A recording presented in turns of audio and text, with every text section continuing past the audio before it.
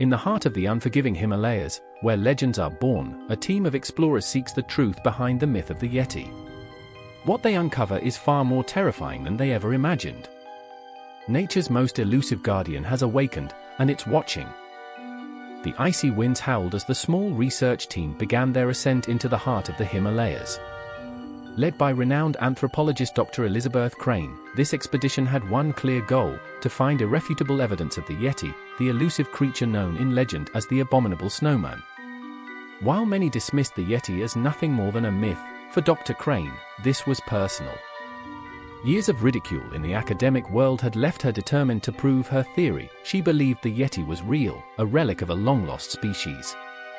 Now, with the world watching, she had her chance. The team was composed of scientists, mountaineers, and a local Sherpa guide named Tenzin. Tenzin had grown up in the shadow of these towering peaks, hearing countless stories of the Yeti from the older generation. He had never seen the creature himself, but the legends were part of his heritage. The Yeti is not just an animal, Tenzin would often remind the group. It is a guardian of these mountains, a protector of the sacred land. As they ascended higher, the team was met with harsh conditions. The biting cold and thin air made each step an ordeal, but Dr. Crane pushed them forward. They were determined to reach an isolated valley where, according to reports from local villagers, large footprints had been spotted just weeks earlier. Upon reaching the valley, they began to find strange and unsettling signs. Gigantic footprints, far larger than any known animal, were imprinted in the snow, leading deeper into the wilderness. At night, the team would hear strange, low howls echoing through the mountains, unlike anything they had ever encountered. Even the seasoned mountaineers, who had faced the dangers of Everest and K2, found themselves unnerved. But Dr. Crane was resolute. "This is it," she would tell the others. "We are on the brink of discovery." Her obsession with the Yeti had become all-consuming. While others were concerned about survival, Dr. Crane was focused solely on proving the existence of the creature that had captured her imagination for so long. Tensions began to rise within the team. While the scientists were eager to continue, the mountaineers and Tenzin were growing increasingly uneasy. Tenzin, in particular, became more vocal about his concerns. "We should not be here," he said one evening as the fire crackled in the frigid night. "The Yeti does not want us here." The team dismissed Tenzin's warnings as superstition, a product of the local folklore. But there was no denying that something strange was happening. The equipment they relied on, radios, GPS devices, even cameras, began to malfunction at critical moments. Batteries drained unusually fast, and the footage they managed to capture would often glitch or show strange interference. As they moved deeper into the mountains, they encountered the remains of animals, brutally torn apart in a manner unlike any known predator's attack. Large claw marks, too high on trees for a bear, and deep gouges in the rock left no doubt: something big, something powerful, was out there.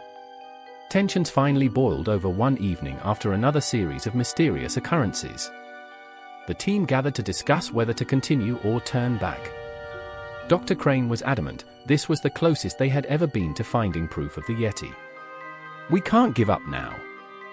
We're on the verge of history," she exclaimed. But the others, especially the more practical members of the group, were beginning to question whether the risk was worth it. The conditions were growing more dangerous by the day, and the sense that they were being watched became almost palpable. Around the campfire, Tenzin began to tell more of the old stories, trying to make them understand the gravity of the situation. "The Yeti is not just an animal," he said. "It is a spirit of the mountains, older than any of us. My grandfather once told me of a man who hunted the Yeti. He found it, but he was never the same again. The Yeti let him live, but his mind was broken. He spent the rest of his life in fear, always looking over his shoulder, as if the Yeti was still watching him." Despite Tenzin's warnings, Dr. Crane's resolve remained unshaken. She believed that the old stories were just that, stories. The rest of the team, however, was less certain. The strange howling at night, the malfunctioning equipment, the eerie signs of something lurking in the wilderness, it all began to weigh on their minds. After several more days of climbing, the team reached an ancient, abandoned monastery perched high on a cliff. The monks who once lived there were said to have known the secrets of the Yeti. In fact, the locals whispered that the monks had made a pact with the creature, an agreement to respect the mountains and their guardian. Inside the monastery, the team found ancient carvings depicting a massive, human-like figure walking among the peaks. Some of the carvings even showed the Yeti protecting the village from invaders, reinforcing Tenzin's belief that the creature was more than just a wild beast. Despite the warnings carved in stone, Dr. Crane felt that they were getting closer to the truth. The evidence was mounting: the footprints, the strange sounds, the remains of animals, and now these ancient carvings. She became increasingly obsessed with the idea of encountering the Yeti, convinced that it held the key to understanding not just a new species but something far more profound about the relationship between humans and nature. But as the group prepared to push further into the mountains, they couldn't shake the feeling that something was following them. The howling grew louder at night, and even Dr. Crane began to feel a creeping sense of dread. It was as if the mountains themselves were warning them to turn back. But it was too late. The legend of the Yeti had already begun to consume them, and they were about to discover that some legends are best left undisturbed. As the team pushed deeper into the Himalayas, the atmosphere grew heavier with each passing day. The weather turned more brutal, with blizzards threatening to stall their progress entirely. Despite the mounting pressure, Dr. Crane was more determined than ever, but the rest of the team was on edge. Strange things had begun happening with alarming frequency. Their equipment continued to fail, batteries drained inexplicably, and even their navigation systems began acting erratically, sending them off course in dangerous terrain. Then, on a frigid night, everything took a terrifying turn. Paul, one of the mountaineers on the team, had volunteered for the night watch. As the group slept, Paul sat outside the tent, staring into the darkness of the mountains. Suddenly, there was a faint rustling, followed by a low growl that seemed to vibrate through the ground. He stood up, his flashlight flickering as he scanned the tree line.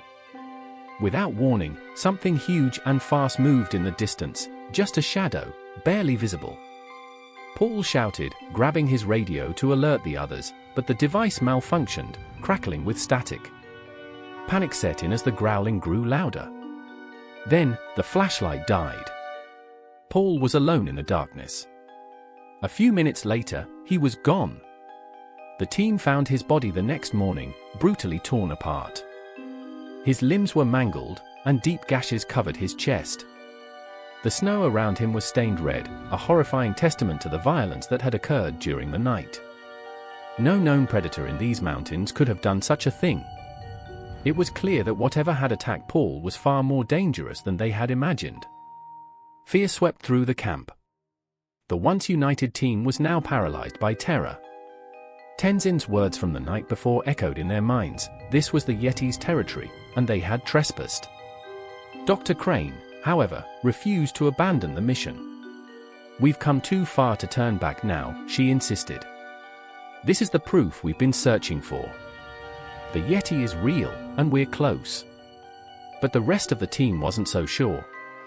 Some wanted to leave immediately, while others, driven by curiosity or loyalty to Dr. Crane, hesitated. In the end, it was the howling in the distance that made the decision for them. The sound was unmistakable now. Something was tracking them, following their every move. As the group pressed on, the signs of the creature's presence became impossible to ignore. Large footprints appeared around their camp each morning, and at night, the shadows seemed to move just beyond the edge of their vision. The mountains, once awe-inspiring, now felt suffocating, as if they were alive and hostile. One evening, the group encountered an ancient cave hidden deep in the mountains, its entrance covered in thick ice.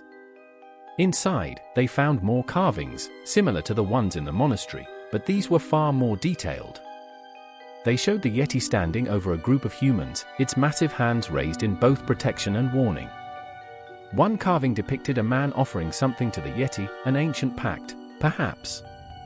But there was no mistaking the next image. It showed what happened to those who defied the Yeti. In the carving, the humans lay broken, their bodies scattered, while the Yeti stood victorious. Tenzin's face turned pale as he looked at the carvings. "We shouldn't be here," he whispered. "The Yeti, it doesn't want us to find it. It's been watching us, waiting. It knows we're close."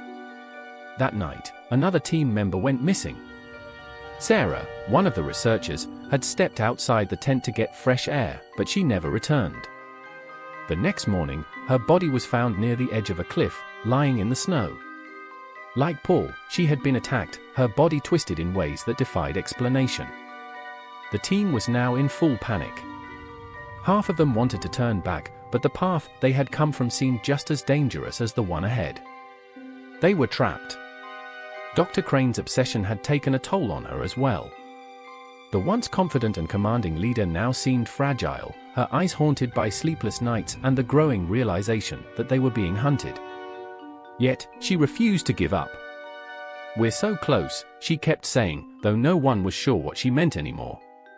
The Yeti was no longer just a scientific discovery for her, it had become something more, something personal. The remaining members of the team reluctantly followed Dr. Crane deeper into the mountains, even as their fear grew. The howling was constant now, and each night, they felt the presence of something lurking just beyond the firelight. Equipment failures became common, and strange occurrences, like the sudden disappearance of supplies, only fueled their paranoia. Then, one fateful night, the Yeti finally revealed itself. It came silently, emerging from the shadows as if it had been watching them all along. The creature was enormous, standing nearly 10 feet tall, covered in thick, white fur that blended seamlessly with the snow. Its eyes glowed faintly in the moonlight, filled with intelligence, and something else, something ancient and primal. The team froze, their breath visible in the freezing air. Dr. Crane, mesmerized, slowly stepped forward, whispering, "It's real. It's really real." But before she could get any closer, the Yeti let out a bone-chilling roar that echoed through the mountains. Chaos erupted. Some of the team members ran, desperate to escape, while others stood paralyzed with fear. The Yeti moved with shocking speed for its size, and in a matter of seconds, it was upon them. What followed was a blur of violence and panic as the team fought for their lives. In the midst of the chaos, Dr. Crane made a desperate attempt to communicate with the creature, shouting that she came in peace, that she only wanted to understand it. But the Yeti's response was clear, it had no interest in being studied. It was the guardian of these mountains, and they had trespassed on sacred ground. As the few remaining survivors fled down the mountain, they realized the truth, the Yeti was not just a beast.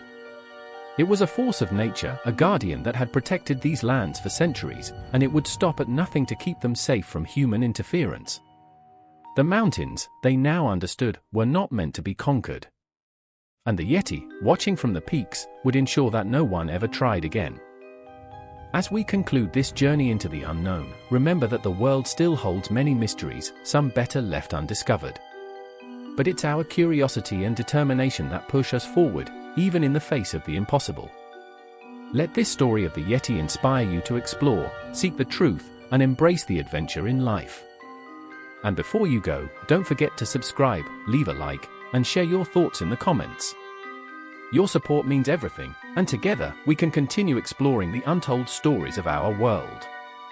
See you in the next one.